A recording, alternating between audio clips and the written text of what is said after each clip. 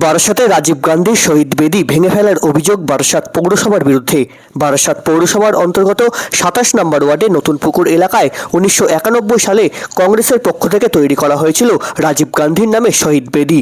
আর সেই বেদি কাউকে না জানিয়ে ভেঙে ফেলার অভিযোগ বারাসাত পৌরসভার বিরুদ্ধে। আজ সেই ঘটনাস্থল পরিদর্শন করলেন বারাসাত সাংগঠনিক জেলার কংগ্রেসের কর্মী সমর্থকেরা। আজ দুপুর ১২টা ৩০ নাগাদ সেই ছবি তুলে ধরলাম আমাদের ক্যামেরায়।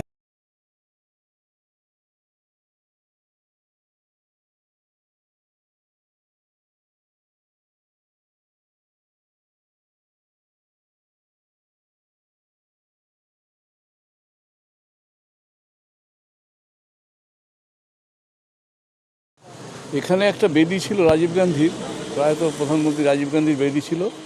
৯১ সালে মৃত্যুর পরে এখানে গোপাল মুখার্জি তখনকার এখানকার কাউন্সিলর ছিল, এবং আমরা কংগ্রেসের লোকরা, আমরা যারা এই ওয়ার্ডে ছিলাম বা আরও যারা কংগ্রেসের কর্মীরা ছিলাম, সবাই মিলে এখানে রাজীব গান্ধীর শহীদ বেদি আমরা করেছিলাম। রাজীব গান্ধীর শহীদ বেদিতে আমরা শ্রদ্ধা করে এখানে অনেক প্রোগ্রাম হতো। তখন এখানে একটা বড় বটগাছ ছিল।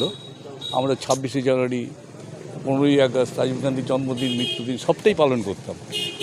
হঠাৎ কালকে 10টার সময় শুনলাম এখানকার বেদিটা তুলে দেওয়া হয়েছে জেসিপি দিয়ে, বুলডোজার দিয়ে, এবং এখানে বসানো হয় গোপালবাবুর, প্রায়ত এমএলএ গোপালবাবুর আবক্ষ মূর্তি।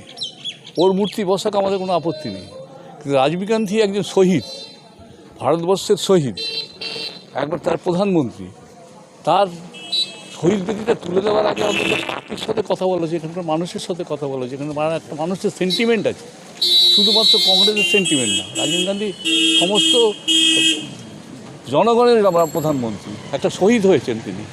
তার মূর্তি তুলে দেওয়ার আগে একবার এই চেয়ারম্যান একবার ভ্রুক্ষেপ করলো না। এখানকার ওই ২৯ নম্বর ওয়ার্ডের কাউন্সিলর সুদীপ তালুকদারের নেতৃত্বে এটা হয়েছে, এবং অশ্বিনী মুখার্জি এটাকে সম্পূর্ণ সাপোর্ট করেছে।